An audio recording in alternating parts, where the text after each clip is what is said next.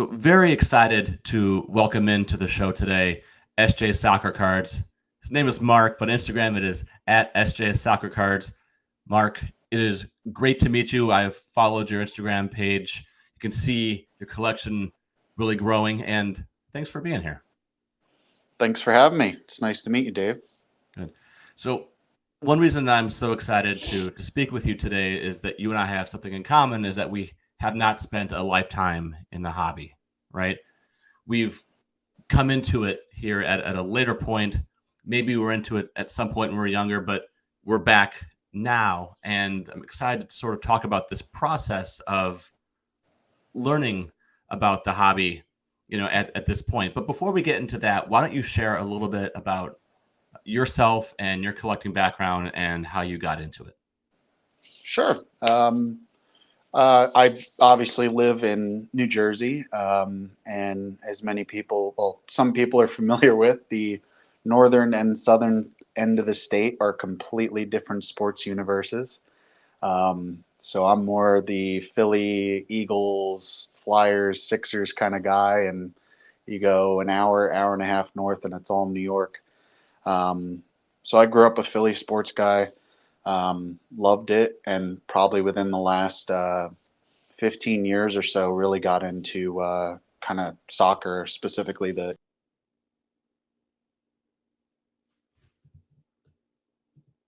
probably the biggest thing was when the Pokemon phenomenon just swept through our elementary schools, and had some Pokemon cards growing up. I think I still have a binder sitting in my closet somewhere. Um, but then yeah, probably the last 2 almost 3 years, I've just kind of found it. My friend who I've always talked sports with kind of introduced it to me, coincidentally the same weekend that the national was in AC. And I he told me about breaking, and he gave me like a box of a really famous set, Merlin from Tops. And it was just so interesting. It was just really cool to kind of just like be able to talk to people and just you know explore these players that you love. And I really enjoyed kind of the art side of it. As you can see on, if you end up going to my profile, it's a lot of very visually striking cards. So yeah.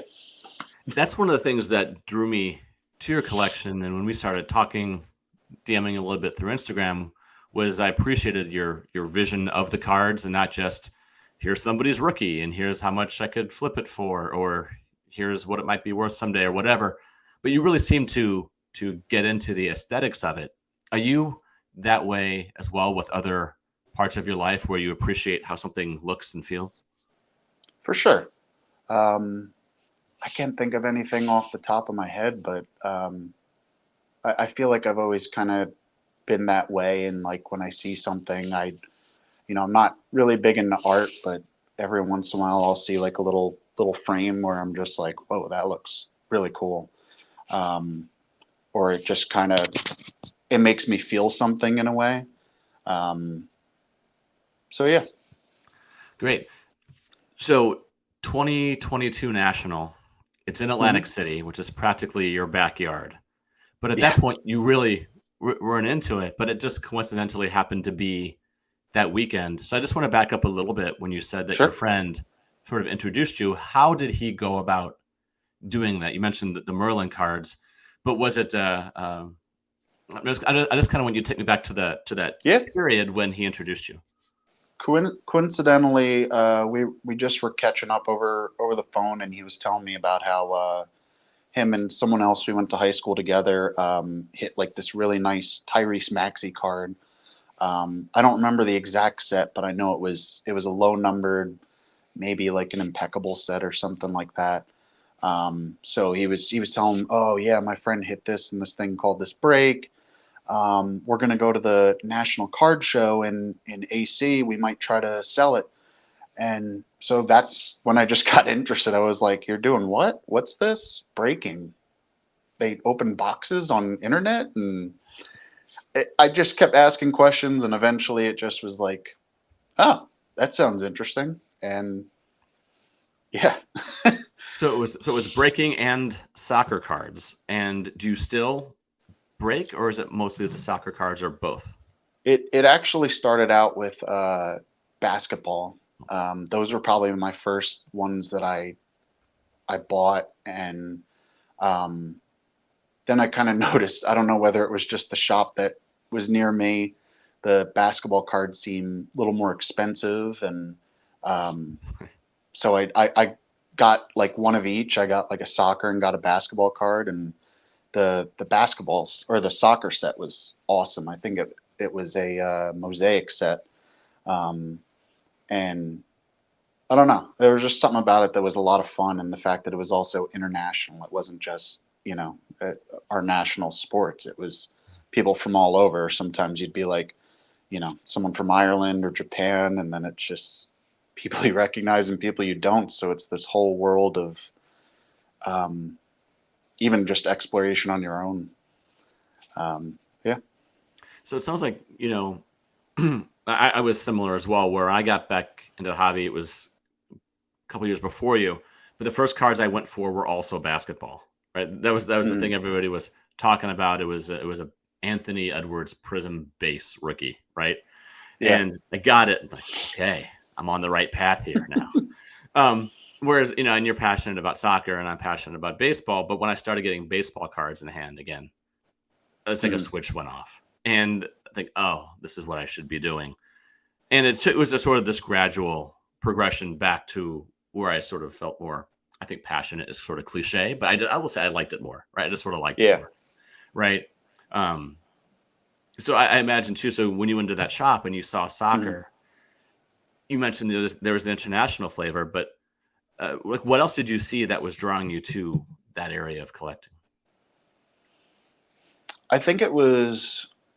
I don't know what led me to get onto like YouTube, but I was looking at something online and found YouTube. Maybe was looking up, maybe how to top load cards or something, and I came across a channel. It's a gentleman, Brian C. Cards, um, and really awesome guy in the community. He's got this whole Discord thing, and he has these incredible videos of just very welcoming, very kind, of just like he'll review breaks, but he also just kind of explains things. And I watched a few of his videos. I was like, oh wow, that's really cool. And then joined his he like down in the comments. It was like, oh, join our Discord full of soccer fanatics and hooligans. So I joined it, and I think that's where I kind of really went down the hill of like finding a community. Um, and between him and another who's also a breaker, but Breakfast Cards, um, it's just these people that it's like the underground of the underground of just like it's like soccer cards beneath the normal trading landscape. And like personally, I especially being so new, I haven't been to a show, but I interact with these people on a daily basis of just like, that we have certain channels where we just talk about like the Olympics that are on right now, or oh, that was an awful shot. So it's a lot of fun where it's not just talking about cards, and sometimes doing breaks, and like, oh, look at this crazy, one of one I got, or this impeccable out of 99, but just kind of talking about just the games on, or player movements and stuff. So I think I've really anchored to the sense of community that I've seen in soccer cards. I really love this idea of the underground of the underground, and Yeah. that's fantastic. When Yeah. when you It's like were a speakeasy, and then there's another door for another speakeasy. right, that's right. We have to have the password for the password, Yeah. just to get in. And you mentioned that Brian C. Cards, right? You were Yeah. you were entertained, but at the same time you were learning.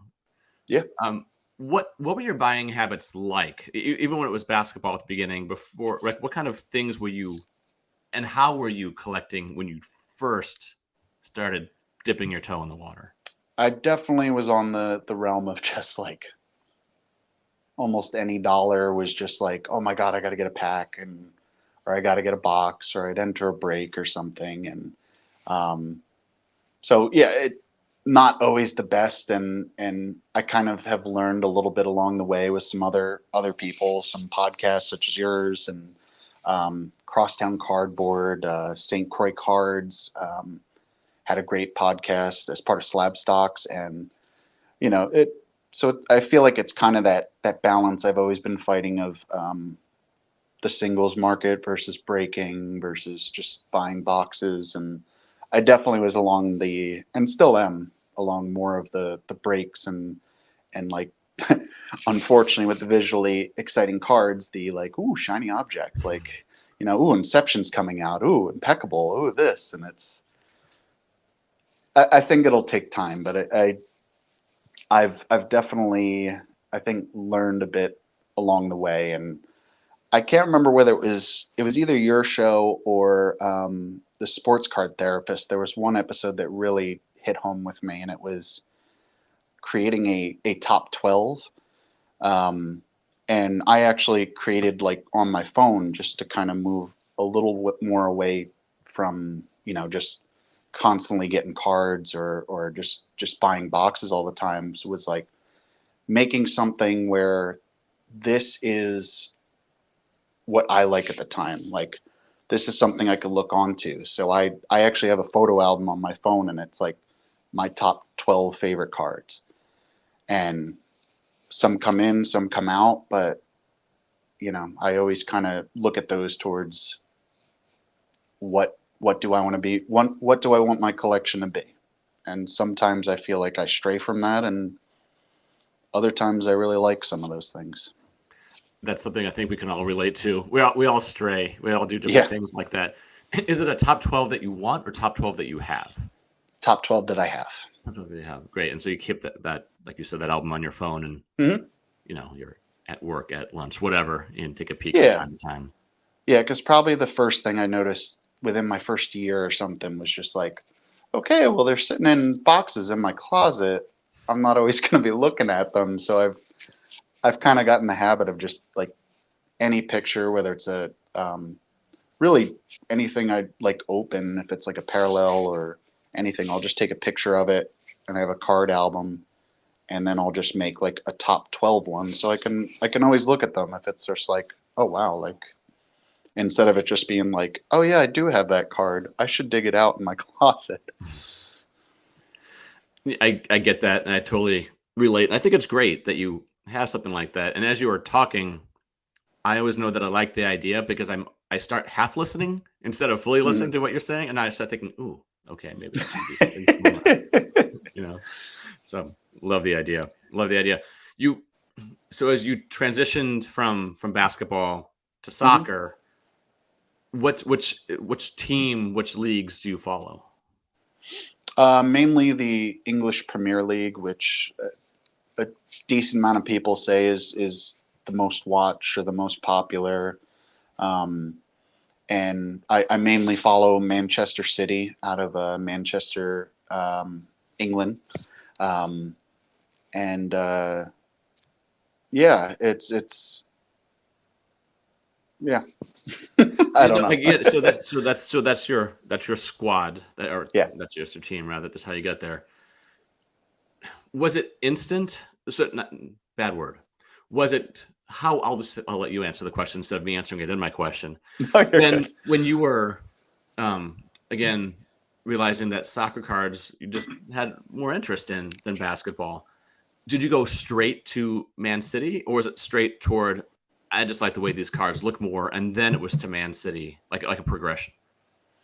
That's definitely one of the tougher things being an American fan is that, right now Manchester City is the most dominant team in world football. And if anyone's listening and watches soccer, yeah, I know that you're probably rolling your eyes, but um, it's it's one of those things I've been in a long time, so it's not like oh yeah, I root for the Golden State Warriors and the Patriots and the Celtics and all that stuff. But it was like back in 2011.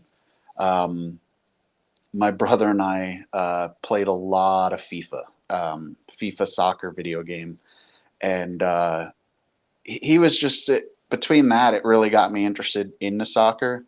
Hadn't started watching it. I don't even think the U.S. had a TV deal at that point, so it was just like, oh yeah, this is going on over there across the pond, and we eventually wanted to get into a team together. My brother and I are real close, and so there were two players that we really loved on FIFA: Sergio Aguero, and then Falcao, Radamel Falcao. Um, and we kind of were like, we were looking at all these English teams. We heard both of them were probably going to be going to an English club, and we were like, let's, we both love playing with this guy. He's a lot of fun to play. At that time, he was playing in Madrid, and we're like, let's follow where he goes. Like, why not? We're looking at all these teams, and he ended up going to Manchester City, which my brother and I looked into, and we kind of fell in love. Like, at the time, they had only won, I think, one or two titles in their entire history, and they seemed very like Philadelphia in their kind of like they'd had a past, but they'd always been like um, the noisy neighbors is what they're called to the other Manchester United on the other side of the city, which it's literally like you can see it like across the city, and it's demented. It's like one train divides. You go one way and it's blue, and the other way it's red. Um, and so they were just like the noisy hooligans, and it seems so like when I grew up, the Phillies, the Eagles, Sixers, like I think we had a 25-year streak of not hitting a title in all four major sports, which there's worse out there, but it's what I grew up with. And the odd part about that story is that the year I started rooting for them was the famous Sergio Aguero. He literally won the English championship for them in the dying seconds, the last seconds at the last game of the season. And I fell in love, was hooked, absolutely hooked. So you got the city connection, you got the drama, right? It Yeah. all happens at the exact right moment.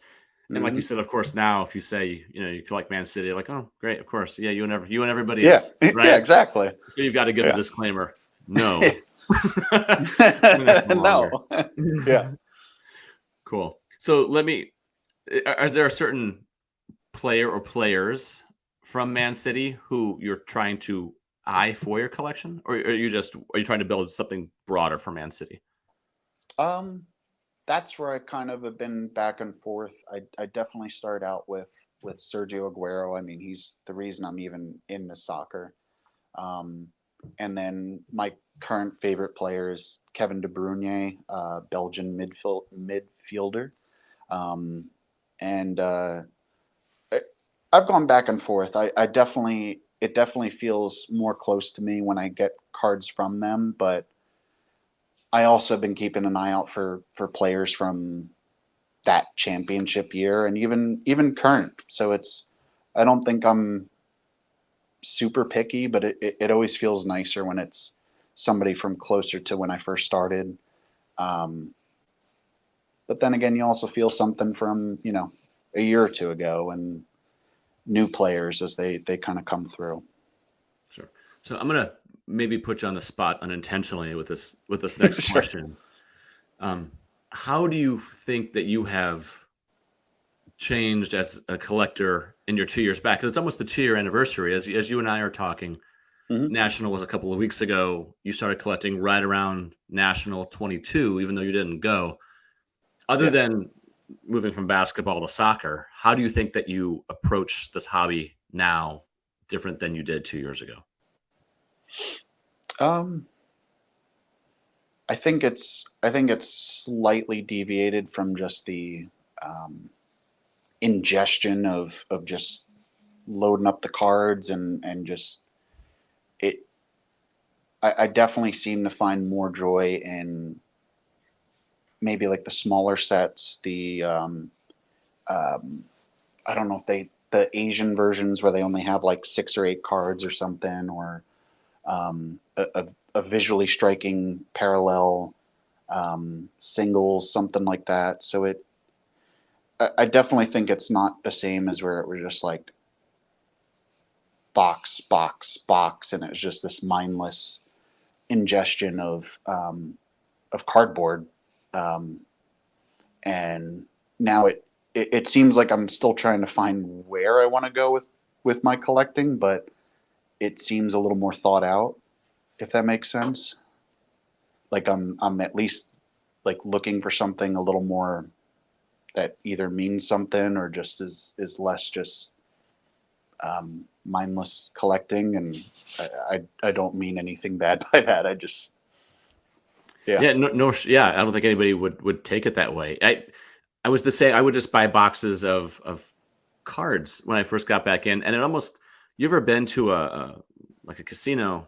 Well, you live near Atlantic City, right? Hmm. You're in a casino, and you see people with like these zombie eyes in front of slot machines, right? Yeah. And they're just dropping stuff in, and it's Yeah. pull, pull, pull, pull.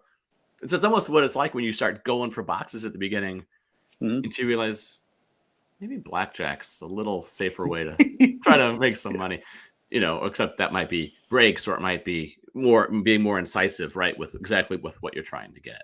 Hmm. Yeah. So you mentioned the shiny things that you Yeah. like those, but there's Yeah. a lot of shiny stuff out there now, right? Yeah. Yeah. So what are, what kind of shiny things, get your attention? And are there any like a card or a couple cards that come to mind that when you saw it, or you still look at it now in your 12, right? That you Hmm. think, like, damn, that's a nice card. It, in the end, as funny as it is to say, I think in the end I'm always chasing that holographic like Blastoise or Pikachu or something like that I never got. I just never had the allowance to be able to get cards and be like, oh my god, I finally got one. Um, so maybe like part of it I think is that, but then another part of it is just that subtle artistic nature to it. Like this design behind me is my wife made this, but I I love kind of the way it just flows. So I think certain parallels, like right now I'm actually collecting a Manchester City from the English Premier League mosaic set, the Peacocks. Um, so every Manchester City player from 21-22, and that was probably the first like parallel that really just was eye popping to me. Just I love the way it looked. It looked so cool. It had such a great color match with the Manchester City sky blue. Um, and I don't know, like some things just will, some things will just go over my head that are, normally meant to catch your eye, which a lot of these card companies have gotten very good at. And then other things are just like, wow, like that looks really freaking cool. Like I think one of the more recent ones is the Topps Chrome just came out, and they have the Black Lasers, which is the jumbo pack exclusive card, and it's just like black with like etched colored lasers in the background. And I think sometimes it's just the kid in me that's just like, that's really cool. But that's the thing, isn't it? Right? Yeah. I want to get back to the black laser for sure, right? But the first, like one of the first cards that I went for when I got back in was a 1984 Don Mattingly, Mhm. because I couldn't afford that when I was younger, right? And I went Yeah. like right for it. And you still sort of have those things on your brain, right? And you mentioned the Pokemon and Charizards and all those. When you think about it, it's like so much of what Fanatics slash Tops and Panini and others are Mhm. putting out now. The designers probably also collected Pokemon or Magic the Gathering or the early refractors or whatnot, and now they're like Yeah. merging them, right? And so you have this fantastic convergence of the teams that you like and the players who you appreciate, but the Mhm. designs that bring you back. And yeah, I would love to. I bet if you went through your 12, you might, if you probably overanalyze it, you might see some of those things coming together. Oh, I'm sure. And probably one of the biggest ones that I've been hooking on to recently is the ones from a big set in soccer is the Don Russ. I believe it's either 2018-19 or 2019-20. Because it's the rookies are like some of the best players of all time, and the parallels from Don Russ, the lasers, the velocities, they just every single one is just so sharp and so visually appealing. I mean, even I have one I found for like $5 on eBay one night, and it was Sergio Aguero, and it was like out of 200, but it was a purple, I think purple velocity, and it had this mix of like black, blue, purple, and just popped, and I'm like, that's awesome. So what? So let's say you're about 2 years into this, which is like the beginning, right? You're still at the beginning. We all sort of pay our dues, right? Mhm. If you were to think ahead 2 years from now, and this is an impossible question, but if you would think ahead 2 years from now, what types of directions or things would you like to see in your collection? I would hope future me would kind of look for some more meaning in his collecting. Another part of it is my wife is a social worker that specializes in hoarding, so that's the other part of it. It's like I also don't want to cross that line of yeah, Yeah. but What an no, awesome I built-in just incentive to not oh yeah, get to that don't point, because you yeah know that there'll be judging and analysis going on, right? So maybe that's a way to pull you back from hoarding. yeah yeah and what you call it? Sorry, I lost where we were. Sorry, I cut you off. I was so No, caught all up on good. your wife's profession. Oh yeah, so just kind of finding. I would hope it would be finding some more things that have some more meaning. I think my eye has been more on um, looking towards like on card autos and like match worn or game worn patches have been really cool. Um, and but beyond that, future me in this, I'm kind of just enjoying it. I think I'd want to be more thoughtful, but then I know I don't think that inner child is ever going to escape, and I'm okay with that. I've always been a big goofball and embraced my inner child my entire life. So why change that? It just be thoughtful, but at the same time, don't take yourself too seriously. And I think that's probably where I'd want to be. I think too. I mean, part of the fun of this hobby, not all of it, but part of the fun, I think, is being impulsive. And if you see Yeah, something that looks amazing, and if it fits your budget, okay, just yeah, kind of go for it. Otherwise, it's a lot like work, or yeah, if everything fits into the spreadsheet and you never deviate from the spreadsheet, yeah, okay, yeah, then becomes like tax season at that point, I yeah. think. So I find, and as we're winding down here, um, I feel like I could keep you on here for like another 2 hours, but I'm not going to do that. But I find that when people look back to when they started getting back in, whether it's 6 months ago or 2 years or 4 years or 30 years or whatever, Mhm. that they go one of two ways, right? They are either have the attitude of, whatever, I make mistakes, I learn from it, I move on. If I didn't make those mistakes, I wouldn't be where I am now.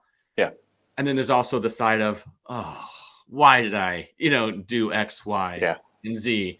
And I've got a friend who got in 2010 or so, 2010, and he's like, if I just knew Mike Trout was going to be blah blah blah.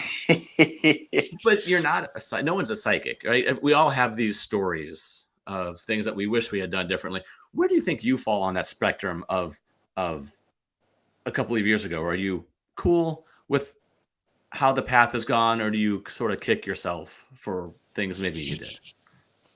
uh, I'd say up until now, probably kicked myself. Um, Definitely sort of those, for lack of a better word, pitfalls or anything. A little less focused or more just like, what is this? And kind of just exploration. But I don't think I would change that because I found a lot of fun in that. And even just listening, you know, I'm on the show. I don't mean to just bow to you, but your show has been incredible for just kind of me getting into it and just kind of learning some of those things, from someone who's gotten back in it. I can't tell you how invaluable it has been for somebody that's just getting in. I appreciate you saying that, and I Yeah. appreciate your Instagram feed because I want to plug that one more time because it's just so nice to look at cards that look great. So I'm going to ask you to do two things here as Mhm. we sign off. One, just tell people where they can find you. We're doing a video recording here, and your Instagram handle is at the bottom, but most of the listeners just do audio. Mhm. So share where they can find you, and then second, share one more time that that mosaic peacock set in case there's anybody out there who can maybe help you with that. They know where to track you down. So why don't we take it away? Sure. Sure. My name is Mark, and I am SJSoccerCards, with an S, no Z, nothing crazy there. And I am trying to finish a 21-22 English Premier League mosaic set, the Peacock parallel of all the Manchester City players. And I need one card. I'm looking for Kevin De Bruyne. And I've only seen one online, so it's a hard one to find, but I'm looking. All right, Hobby, Kevin De Bruyne. That's your assignment going forward. Mark, thank you for being on. I look Thank forward you, to Dave. just tracking your progress, and hopefully we can do this again in a couple of years so we can see how much further you've taken a leap. So thank you so much. Thanks for having me.